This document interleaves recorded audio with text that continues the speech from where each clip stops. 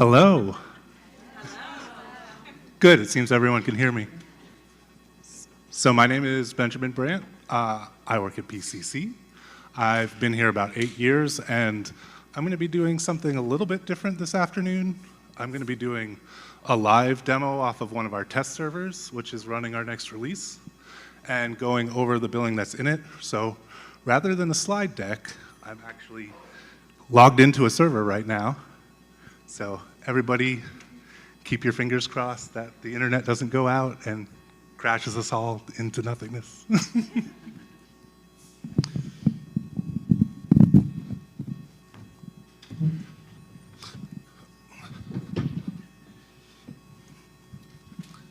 Can everybody still hear me? Awesome. So, for this lovely demo, we're going to be using everybody's favorite CEO and child, John Canning, who you all have. I've gone ahead and gone through and given him a fake history. So if we come into, well, starting from the beginning, if we come into John Canning, the first thing I'm going to do is go down to the history section, and we're specifically going to start talking about the billing history. So billing history, as you know, is where your encounters that have been billed live. You can also create new encounters here. We've got John with a bunch of well visits going back through time.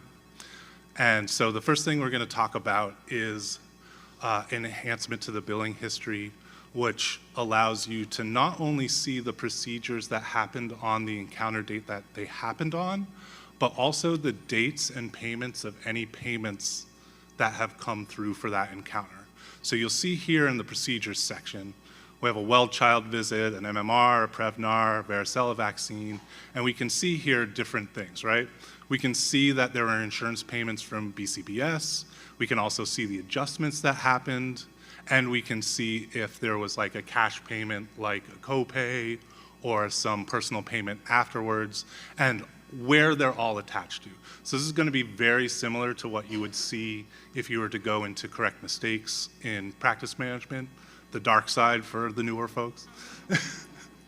But instead of having to navigate through oops, hit page down a million times looking for something that happened 10 years ago, now you just go to the encounter history date and you'll find anything that's relevant to that visit. You'll also notice underneath that, there's a small section for payments. This payment is going to be specific to a time of service payment that happened on the day of the encounter.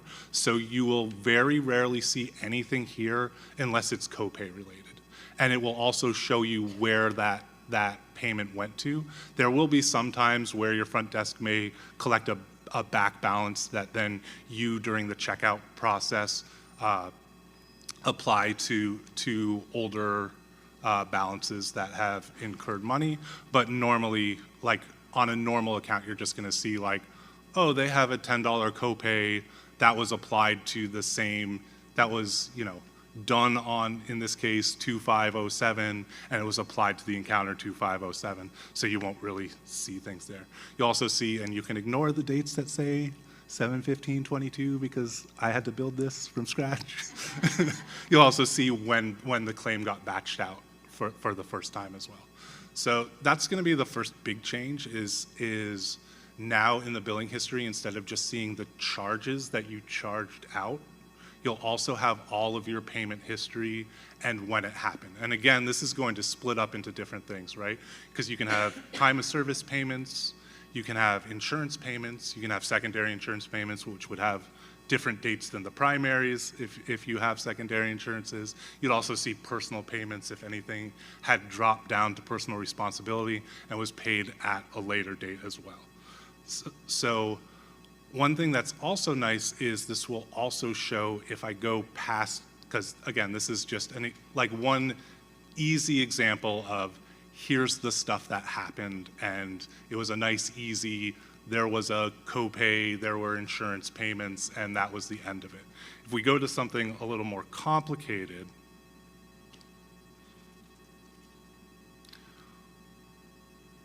let's see. we'll also be able to see things like we had a return check here where there was a $10 payment that was originally happened on 2/04/15, but now you can see here there's a line through saying, oh, hey, that's not a payment that happened here anymore. And why is that? It's because we had a return check fee of $10, and we also had that original payment here. That balances out to zero. So now the $10 that would have been owed originally from the actual encounter, which we find here, there's a balance of $10 here because we carved out a return check for that data service. Also, when you're dealing with this type of situation, this isn't something that's only going to be available to you. There are going to be rare instances where a family might want a more detailed report than just, oh, I need my HSA payments. I want to see what I paid. So anything in the billing history, you can still print out. So you can use this as like a virtual receipt in some cases. So if I come into documents, I pre-generated some stuff for us. So I have this 9-year well visit that happened. I put it in insurance and billing. And so this has the same information, right? This has, the appointment details, the account details, the insurance. Here's all the diagnoses that happened.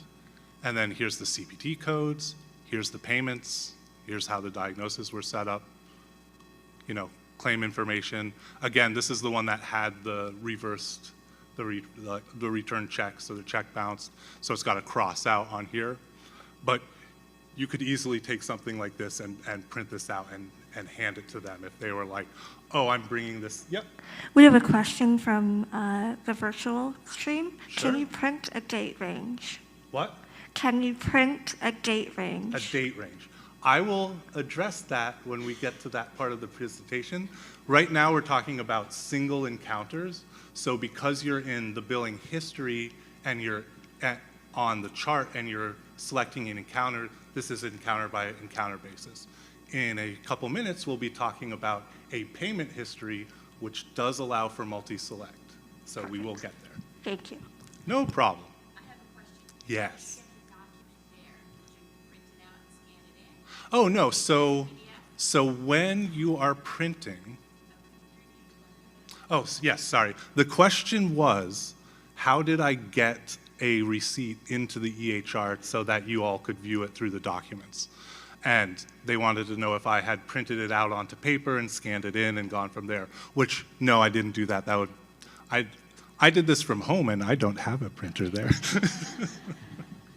But yes, when you pick the print option, usually one of the options you have is a print to EHR option. And so what I did is I printed this to the EHR, which dropped it into my documents bucket. And then from the documents bucket, I attached it to the patient that was there. And remember, whenever you have a document, right? When we're viewing that document, we also have the ability to edit the document. So in here, I could come in here, edit this at this point, display in patient portal, save that, and just tell the parent, yeah, I'm not gonna print this out for you, just go into the portal and you can get it yourself. So, which is my recommendation that you tell everyone, why am I printing this for you? You have a phone, it's 2022, go get it yourself. Yes, absolutely. When you get on the, back to the chart where you were at, where it said the little mark through the refund, Yes. did you put it on through the EHR, or did you, for return check, or did you do it on DocuSign? So the question was, we had a returned check that happened, and did I do that through the EHR, or did I return that check through practice management? The answer is, I personally, at this point, returned it through practice management, but that is a feature that will be coming in the future where they had talked about that a bit this morning. I believe that's currently scheduled for 9/5, where in the billing history, when you're editing a charge, you'll be able to choose specifically a return check, and it will both return the check and give you the option to put in a fee while you're doing that. So it does it all for you automated instead of you having to go into refund and then oops and relinking everything. All of that's going to get taken care of in the background. That won't be in this release, but that is coming soon. So will the date default to where you're entering the return check, or will it default to the date the check is released? So you have the ability to choose the date. So I believe the functionality is, since you're picking a payment that happened on a date, it will default to that payment date. But you do have the ability, when you're editing a payment, to change it to any date you want. Also, it should be noted when I talk about this stuff, for anybody who has fears of billing staff messing around with anything now that's in the EHR. Anything that you do in the EHR that is payment or charge related still applies to the day sheet that you use to check all the work of the staff that's been done.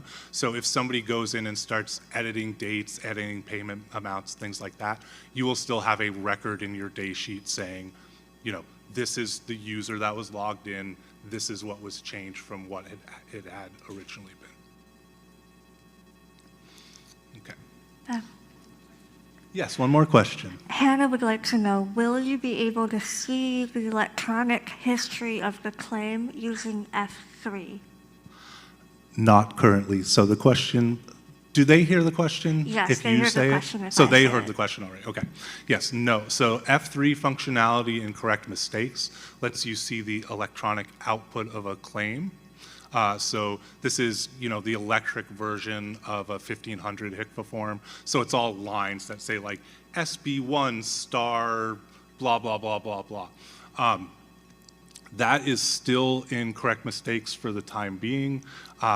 We have started to have very loose discussions about what kind of magic we can do in the EHR for that. And it's a personal pet project of mine, so I will be pushing for really cool things in the future.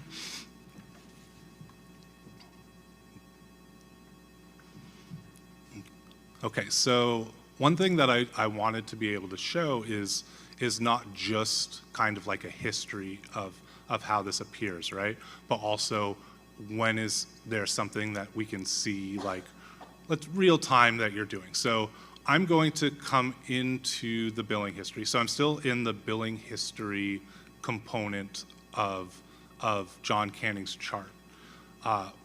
During one of our earlier releases, we had the ability to create encounters here. Usually if you were creating an encounter from scratch, it would be for something like you had someone straight in front of you and you were charging a records fee or something like that, and you just wanted to, you don't want to go and mess around in practice management, you just want to get this in the system. So I'm going to, from this screen, create an encounter for today.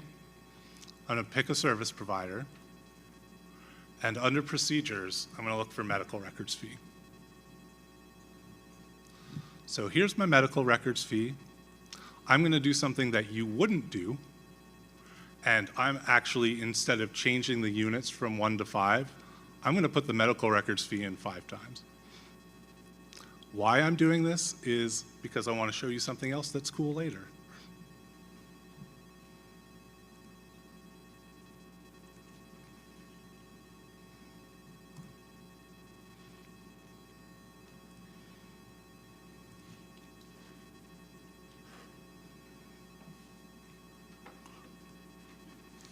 And I've got Mom right in front of me.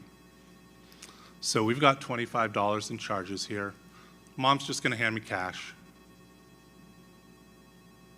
So I'm going to take a time of service cash payment. They're not paying the whole amount. They're just paying $25. And I'm going to apply that to today's visit. So I'm going to add this payment. The original balance of $120.33 is still there. They're not paying that today because, again, we're going to play with some more stuff later. But we're just going to save this. So now that we save this, we have a 7/1/22 billing history in here, even though there wasn't an official, like, charted encounter by the doctor. And we can see here here's the medical records fee. We did $5 for each one. Let's just pretend they had 5 kids, and that's why I decided to split it up that way. Here's the payments. There's a $25 payment, and $5 of it was applied to all of these same dates. And you can see that up above too. Here's the payments that were connected here. Now, one of the things that we had mentioned earlier that got a lot of claps, right, was that if we come into our billing functions and we go into oops for John Canning. Okay, so oops by patient for John Canning, for those that are still getting used to things. You want to make sure you're either doing it by John himself or Bev is his mom. Make sure if you're checking by account, you're looking for Bev, and if you're looking for John, you're looking for John. So here we have in, the traditional oops, here's a $25 payment. That's currently linked to line 9, line 7, line 5, and so on. There's all these $5 charges that are being paid off. And here it says what lines they're paying off, right? So we talked about what happens when you're like, oh, something went wrong, we want to unlink something. So if I do unlink relink and I pick line 11 and I say, no, I don't want that to be connected to anything. I'm going to unlink this payment. So in the past, you would have lines 1, 2, 3, 4, 5, and then you would have lines 6, 7, 8, 9, 10 that all said $5 and all had open next to them. So now the system will take anything that you've unlinked and it will collapse that total back together. So no more seeing weirdo little payments everywhere. Yes, feel free to clap.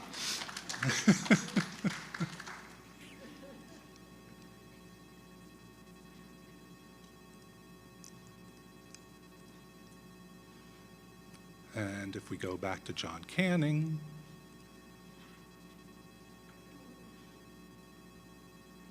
we're going to now see here's those medical records fees and there's nothing attached to them.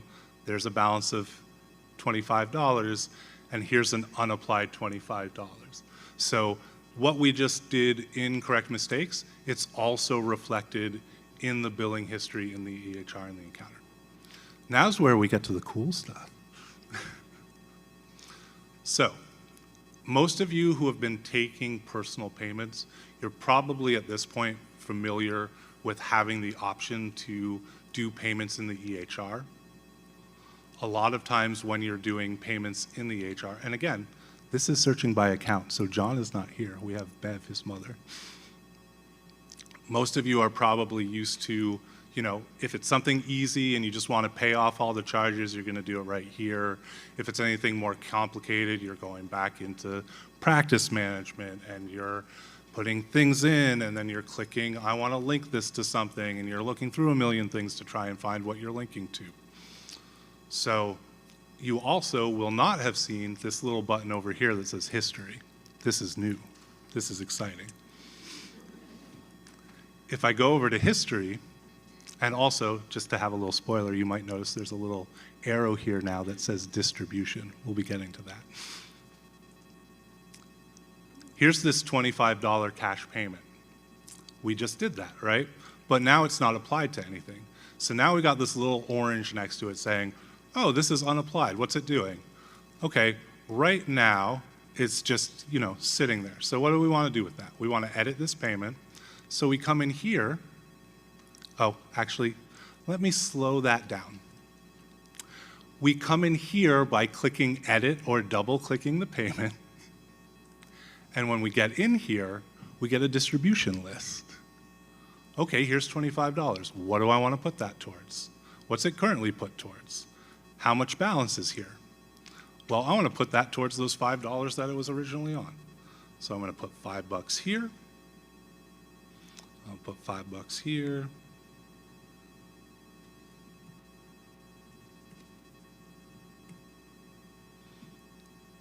Let's see. And it says I'm 20, oh, applied to previous balance. Oops.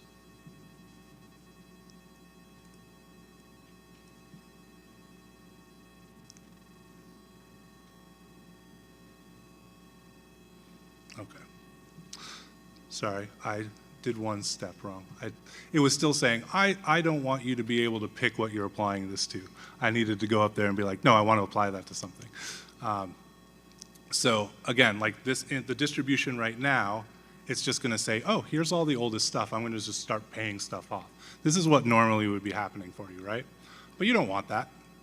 You want it to be down here. We want $5 here, $5 here, $5 here. But now, I can't save this. What did I do wrong? I don't know. Let me look. Oh, I applied $50, but I only put 25 in. Why is it saying I'm $25 over? Let me look around. Oh, wait, it was already trying to pay off whatever it wanted. Oh, cool. So I'm just going to clear that out. Now I'm not 25 over anymore. I've got it connected to all my medical record fees where I want it. Click Save. No longer has any amount that's unapplied. It's applied now.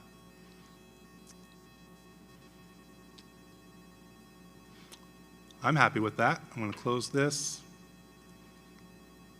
I'm going to save and update the chart. Those are applied again. This is applied again. This is my history still. I never closed out of my history, so that's there. Did I see a question? Yes, absolutely. So the question was, can you print a statement to show how you applied it to the family?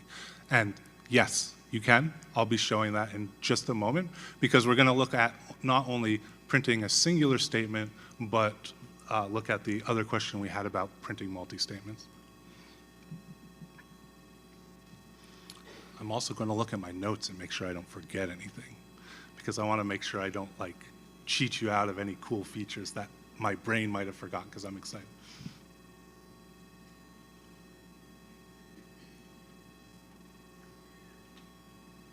Okay.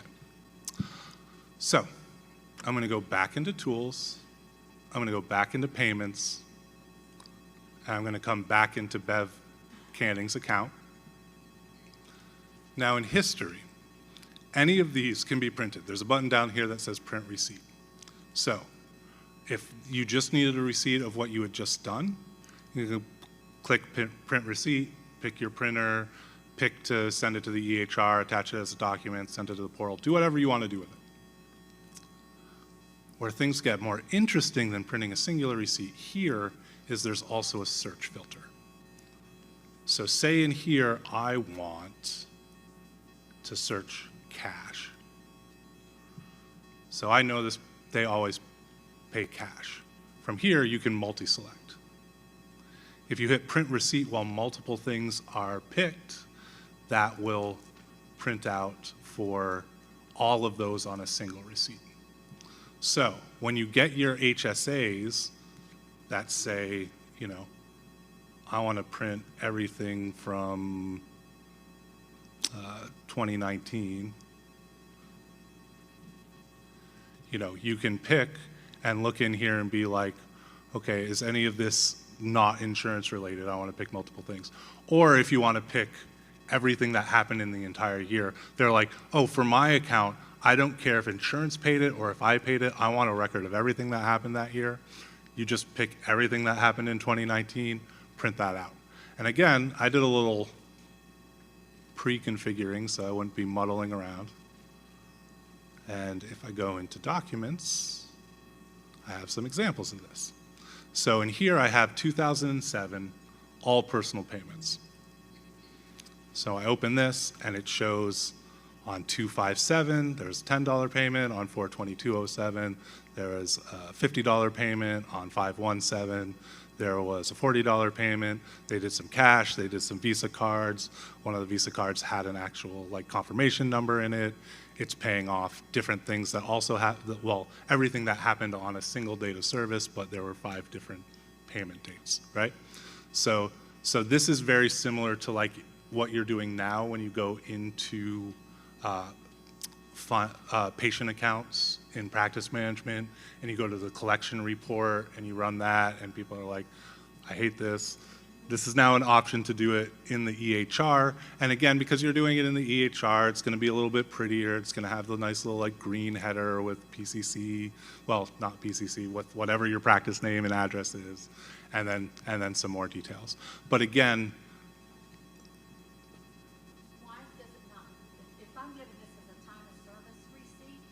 Is that what this is? No, this is not a time of service receipt. This would be a historical record receipt. So like if they had come in and made, Historically, they may want to do it to file their insurance for reimbursement if we don't take that plan, but no CPT. yes, exactly. So the first one that I showed, so if I close out of this, and again, I'm going to repeat the question. The question is, what if they need to file for insurance themselves? It doesn't have the CPT codes. It doesn't have the diagnoses codes on it. That is where you would want to go to your billing history and print an actual encounter from. So if I go back into the documents and I look at that 9-year well, then this has, the encounter for routine health examination without abnormal findings, 4 different BMIs because I was doing this quickly and put them all in. Specific on why they need a receipt. Yeah, they should be, or from my point of view, they should be telling you what they want and why they need it. If they just need, they should be coming in to you and not saying, I need a receipt of everything I did last year. They should be saying, I need an HSA reimbursement, so I need a receipt of everything that happened that I paid personally. I need to refile something to insurance, so I need to know, and they need to know exactly what CPT codes were used and what diagnoses were connected to them.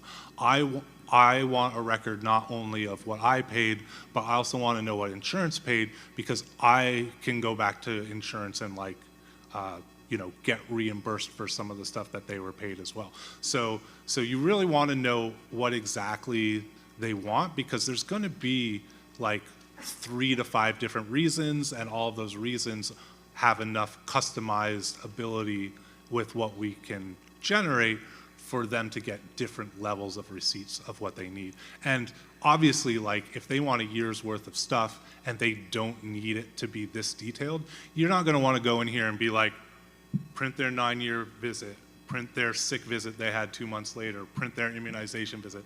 Then you're just, going through and printing 10 things at a time. If all they need is payments and you can go back to the history screen and go multi-select these 4 payments they made, print that on a receipt, that's going to save you 10 minutes. So you definitely want to find out why they need it and what level of detail they want so that you can decide what level of detail you want to print out for them. Ben, we have a couple questions in virtual chat. Yep. First is from Shauna. We do family billing. Is the report printable per patient?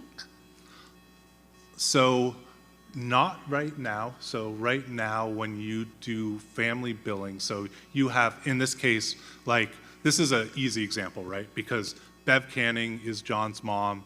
That's the only person on the account. If mom comes in and 2 kids they have twins and both twins get seen on the same day and they make a single payment for a co-payment, then when you look at the history, it's the history of the account. So you can look and see that, part of it was paid to this kid or part of it was paid to this other kid, but since it's your billing history, you as the parent, then it's not separated into separate things. So that would still be, even to this day, that's usually something where when it comes up and things need to be split up that way, a support request is generated, and then we run a version of the collection report that splits it out by patient. For anybody who's been around a long time, you might know that the command line for collection report, or that specific collection report, is TATER. And the patient version is shortened to PA, so you type in PATATER to get the patient-only account visit information that you want. Thank you. Shauna, let us know in the chat if that answers your question. And then we have another one from Lucretia, who wants to know, can you show how you got to this screen again, please? Sure. Also, hi, Lucretia, I miss you. Yeah, so the billing history screen, when you're just in the chart, you're going to look up a patient. So you're going to type in this case, John Canning. Once you get into John Canning, you default into the medical summary. Then you have a demographics, history, ERX. If you go to history, The initial history you're going to be in, the one that most clinicians are going to be in, is the visit history. So this is a history of charted visits. As you come down on this sub-list, there's a specific one for billing history. So for any billers, this is going to be the first place that you go if you're in looking for charted information, because this is going to be everything that's billed. One of the things that's nice about this as well is if you're not familiar with this, and this isn't new to this release, but just to cover some bases, you'll see that it says billing posted on here. You'll notice on your schedule screen, there's always a button that says something is ready to post. If you come in and look in the billing history and there's an old item that hasn't been posted, then the orange ready to post will be in this history line as well. So you can look in here and be like, oh good, everything for John is posted. I'm just scrolling up and down and I can see that that's there. But that's how you navigate to the encounter information, is through here. To navigate to the payment history, that's tools, then payments, then you have an account finder. And again, this is the only place in the EHR where you're looking something up by account and not by patient. So in this case, we're typing in Bev Canning instead of John Canning. That's the mom.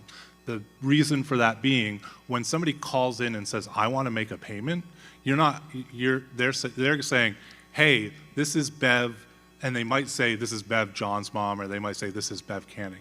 It's much more likely that they're going to introduce themselves as themselves for the payment they're going to make. They're not going to just say like, hey, I'm somebody's mom, and this is the name of my patient, of your patient, or something like that. It's much more likely in normal human conversation, they're going to tell you who they're talking to. So once you find that, that's where you get into the posting of payments. And then there's two tabs across the top, one for posting and one for history. Thank you. And Lucretia says, hey, bad winky face. There was a question out here as well? Can you wait just a second? There was somebody behind you who's been waiting.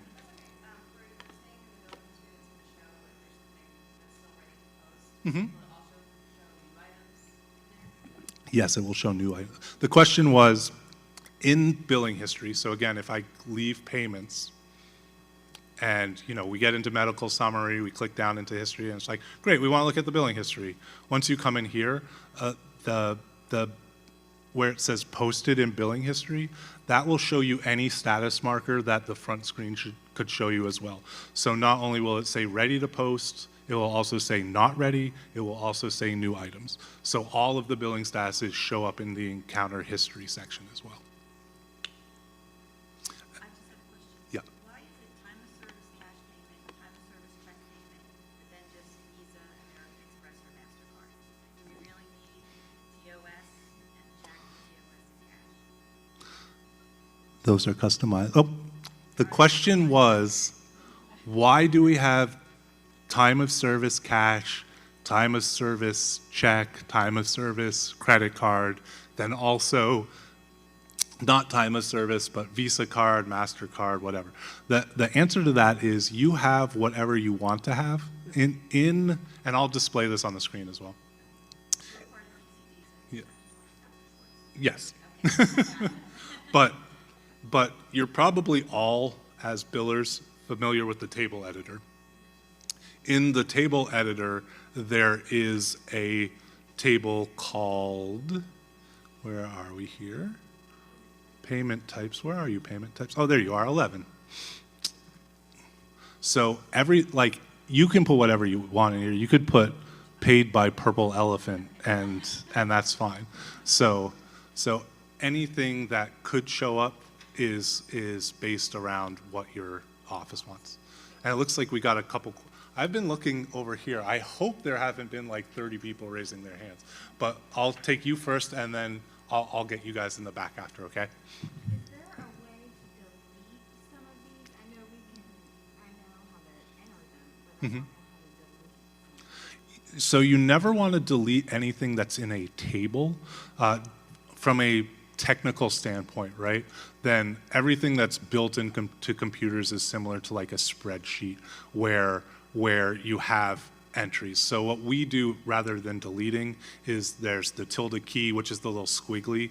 The reason you would want to do that instead of a deletion is because in the EHR or in practice management, wherever that had originally been used, if you delete it, then that will just show as a blank box. So you'll have like, you know, on 1101, someone paid blank, and it's like, oh, someone paid blank. I don't know what that means. Now I'm really screwed because I deleted like 3 things, so it could have been, you know, it could have been cash, charge, check, but I changed all of those things. That with one of our codes, like one of our CCP codes, and it says blank procedure now anywhere. And we changed it because everything needs a QW now, all of our stuff we send out, and anything prior to that says blank procedure. Hopefully you remembered what that procedure was and put the name back in and then tilted it out. Okay, Jan, you have a microphone for the person in the back? No, I just wanted to know on that one that said tools, payments, that history button, that's not there now, right? That's coming. yeah, so everything that I'm showing off right now is not available for you today. This is all the stuff that's coming in August. So you will see some stuff that you recognize, but a lot of the stuff that you're seeing right now is like nobody in this room has seen before.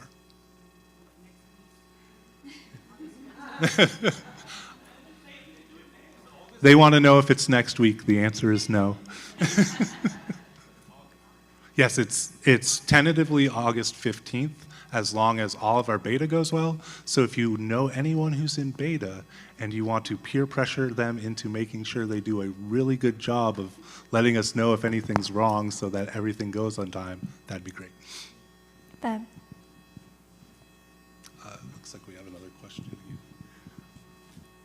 Also, actually, just before you ask a question, what time is it?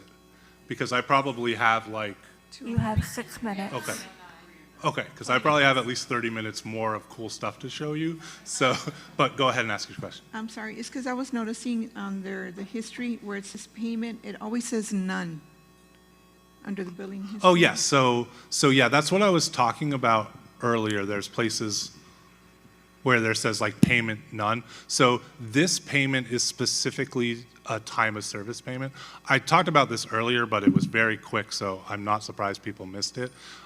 So since we're in an encounter, this is related to like a date of service. So if somebody didn't pay, like somebody had a visit that didn't take a copay, so they didn't pay anything at the front desk, then this will always say none here.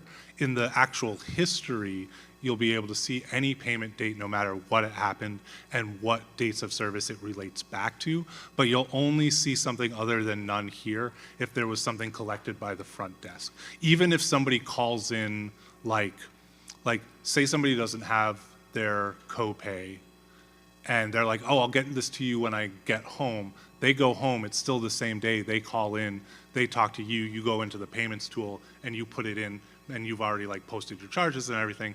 This is still going to show none because this screen gets generated based around creating a new encounter, which is more of like a clinical side of things. So all of that stuff will always show up in the new payment tool under the history tab, but in the encounter itself, it will only show a payment and what that's connected to if while they're being checked in at the front desk, they pay money.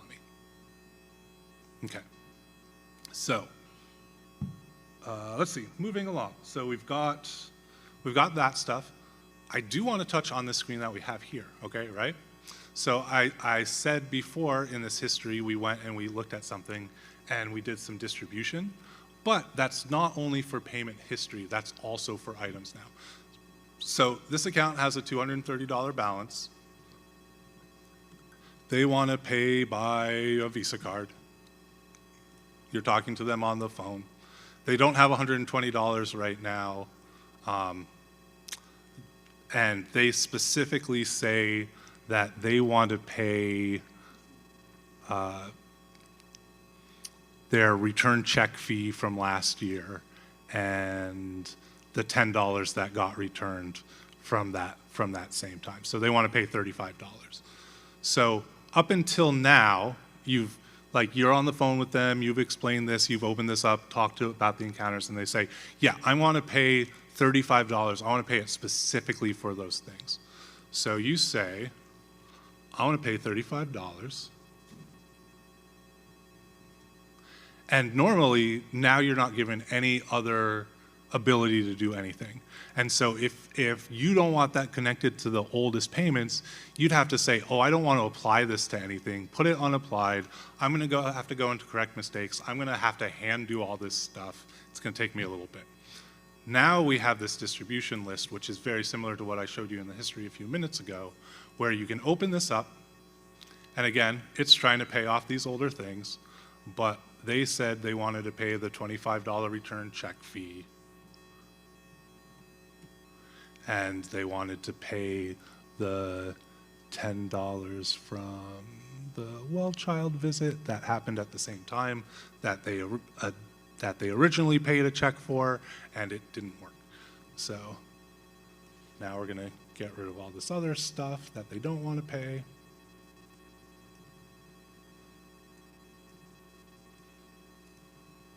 Now they're not over anymore, and we get a save payment. So now we click save payment. No more going into oops, doing all of that. Go over into the history. It shows that that $35 payment happened. It shows you what it's attached to. Is there any way for the computer not to automatically enter the money in for the oldest bills? 'Cause I see that as a big mistake at the front desk. They're not gonna know what to do and remember to take it out. Sure. The question was, is there a way for it not to automatically have put the money towards the oldest before you start the distribution? The answer to that is I don't know, and I will have to check with the people that developed it. And again, if it's something that I'm doing, then that could be something that's happening. This is brand new for us too, so so I've done some testing on this, but that did not come to mind for me. I just see that as a big mistake at the front desk, and they're just gonna be busy answering the phone, checking the patient in, and Yep. you post it, and at the end of the night, they're gonna be like, wait a minute, why So- did I post twice the amount of money? So the question was, I see this as a big concern for front desk who puts it into the right dates and then saves it, and then they don't know why they don't balance out at the end of the night. So one thing that I can make you feel better about that with is if it's not the right amount of money, then you will not be able to save the payment. Ben, So we are at time. Do you want to show the CEU code?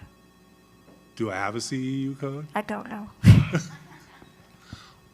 Oh, we're at time? I thought I had 15 more minutes. No, we're at time. Oh, no. I have sorry. lots more stuff to show. Ben Well- is available for questions after the presentation. Oh, is it 3:30?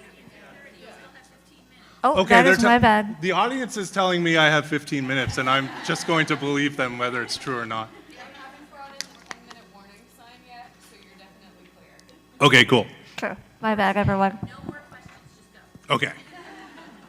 So, next thing, this is going to be really quick to show you. So in demographics, when you put in insurances, then a problem that some offices are having is they're being told about new dates of insurances starting that are in the future and haven't happened yet, and cause a lot of confusion with the office about what's current, what's not current.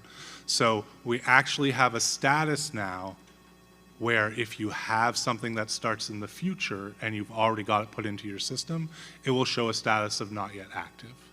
So when you're reviewing demographics, you can see if there's an insurance that's going to be coming, but you also will know, hey, actually, you just handed me the card that doesn't start till January. Do you have your card that's currently active? Because that's the one I need to scan in today.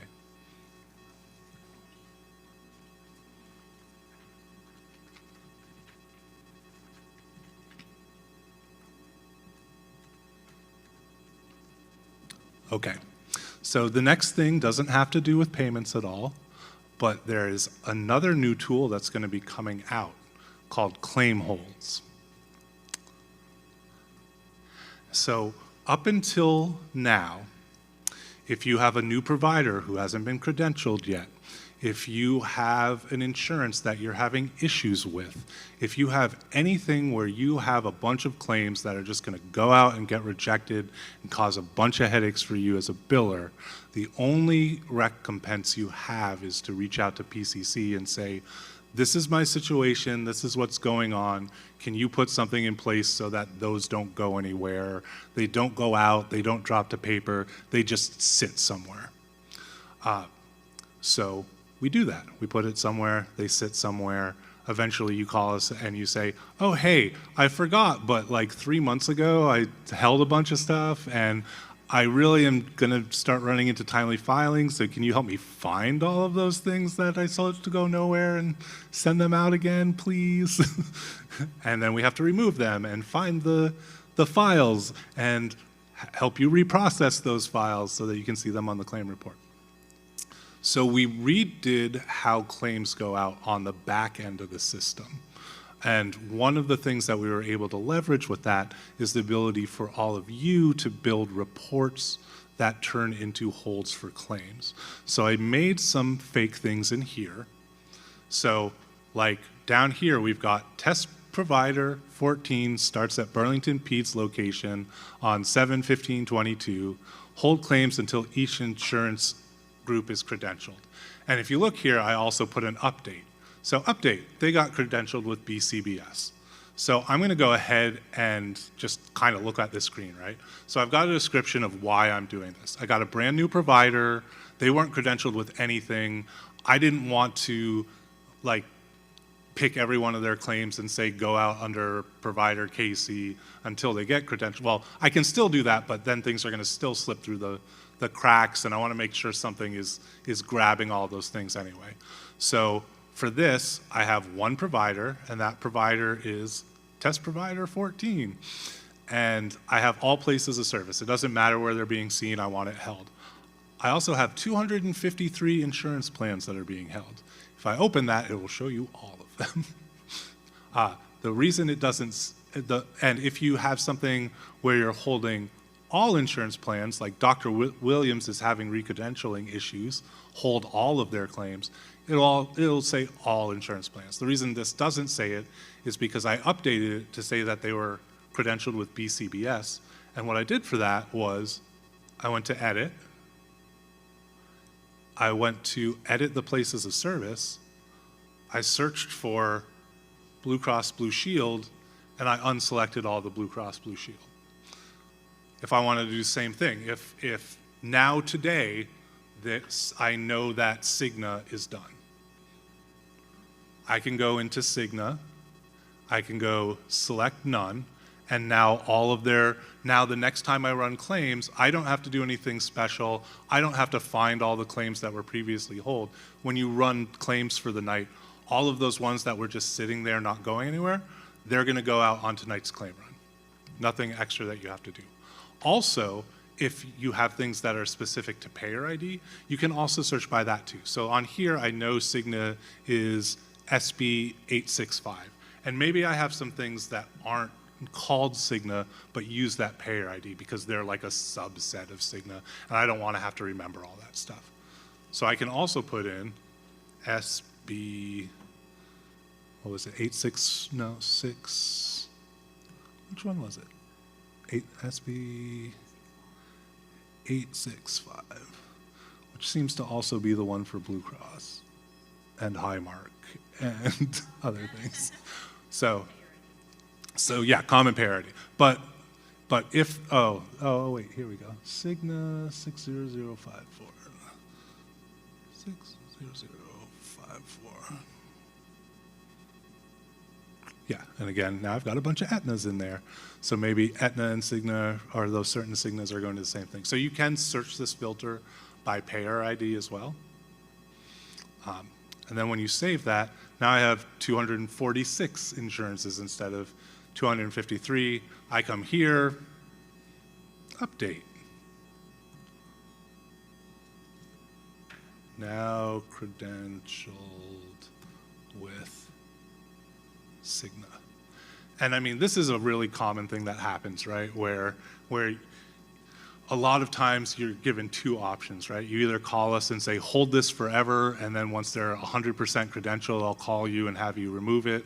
Or I'm calling PCC every other week and being like, well, now they have this, so can you alter the holds and let these 5 claims through? And I'll call you again in a week, and I hope that you can talk to me then. And I know I'm like, this is a pain and stuff like this. Now you can do all this yourself. One of the other things that's really important on this is the dates that are being held on this are a date range. So if you know that like you only need things held for like the next 6 months, you would put that in. If you want a hold to be indefinite until you remove it, then you would come in here and put a date range so far in the future it's ridiculous, right? Like in this case, I put 12/31/2099. So hopefully it's still not being held in 2099. Otherwise, I don't think you're going to get paid for those claims. And then really simply, if it's something like, oh, Dr. Williams had a re-credentialing issue, and you fix that issue, and now you're all set with that, all you got to do is come down here and hit delete. Yeah, I want to get rid of that. Now, all of those claims that had been held, they're going to go out tomorrow. So let's see. Other things from here that are important, you can also not only do it by provider and insurance plan, you can also do it by place of service. So if you're a BCD and you have, 20 different places of service, but you're only having an issue at one of them, then you can hold for a specific provider for that specific place of service. Yes, question.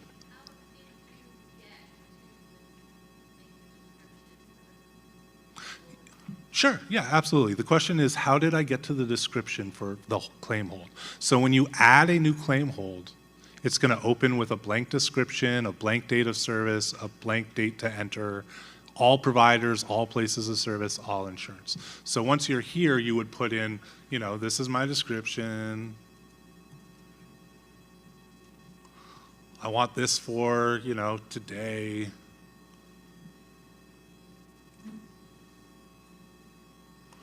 I want it to go until, the end of the month. I want to pick it for Fred Jones. He has a nice name. That sounds good.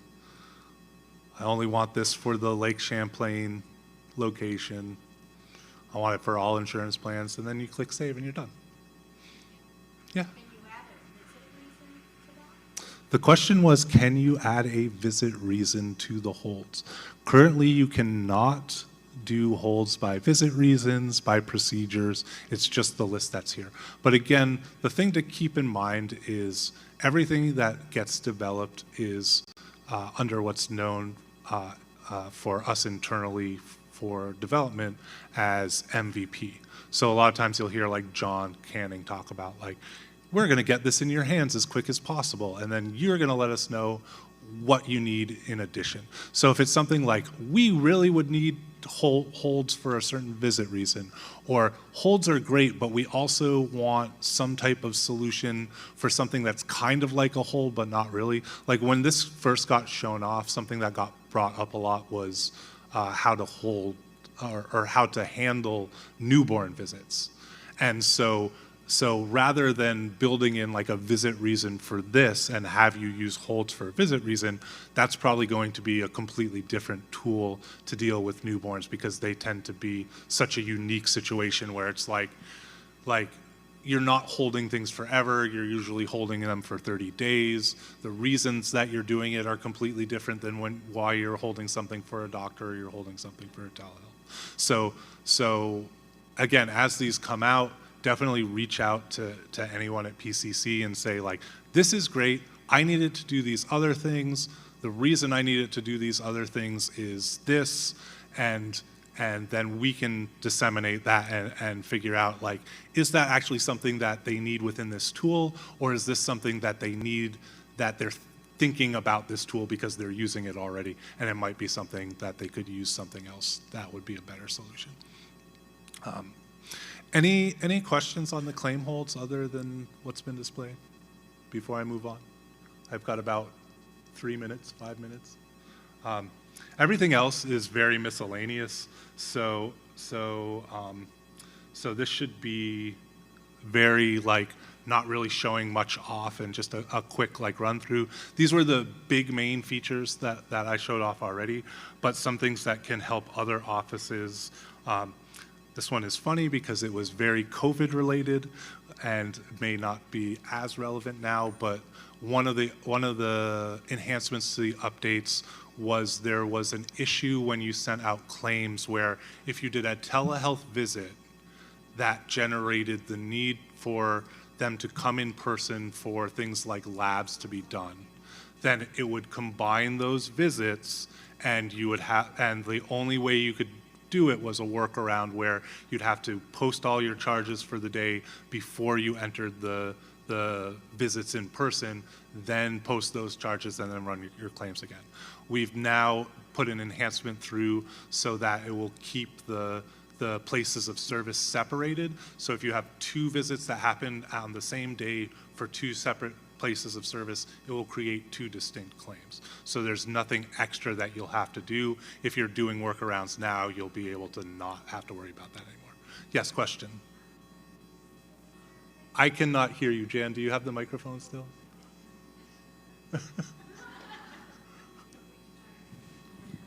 Is there a place that you can find whether these claims went out or not? Is it in an ECS report or something like that? So claims will always be in the ECS archive reports. So you have like daily submission summary, and that says what went out for who. Also, if you go into correct mistakes, there's always a line per charge that says like ECS number 1, 2, 3, 4, 5. So you can look in there as well once you have someone, if you know that it should have been split up a certain way. If you're worried about it, you can look at the account level and see if it's split. So question, and just wait, before I answer this question, I want to cover one more thing or 2 more things, and then I will take final questions. So no more questions for a second because we're really running low on time. Okay, so the other 2 things I wanted to touch on both happen in practice management. One has to do with auto posting. So I know everybody loves auto posting because, you know, you don't want to spend 700 hours manually posting your insurance payments every week. One of the issues that we've always had with auto posting is there's 2 different types of code sets. There's the CARC CARC codes, and there's the RARC RARC codes. RARC codes are intended to be a explanation, basically, of like extra explanation of what CARC codes are already telling you, but they cause your auto posting to get real messy because all of a sudden it's like, I want to allow for all codes except for, or I want to allow for no codes except the ones that I list, but now there's all these RARC codes that are like mucking that up. So you don't have to know where this is, but in 12, page down, if you do know and do enter your own CARC codes in your system, if you don't just call PCC and ask, you'll know these questions like, should CARC values related to insurance post, yes or no? Which ones are exceptions to this? We've added 2 more question files in here, and PCC can help you with this if you have questions. 36 and 37, there's now should RARC values be posted. Which ones are exceptions? So we've carved those out from where CARC goes. So you could, like, if you've got where 45 and 24 are and it's going off the page because you've got a bunch of RARC codes in here, you can clear those out, just set always post RARC codes, no exceptions, and you'll have space to put in your actual codes again. So that's the first thing. Ben, we are at time for real this time. The last thing is, now when you're in OOPS, it won't lock other people out of posting.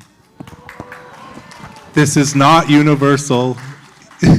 If you are in, so if you're just looking in OOPS, it will not lock them out. If you hit like F3 to look at at claim information, or you hit F5 and you're in the middle of adding a note, then Oops is actively being used and it will still lock other people out. But if you're just using it to be like, I want to see what's in there, but I also want to post at the same time, it will not cause those errors where we send you emails about double posting anymore because it's not locked.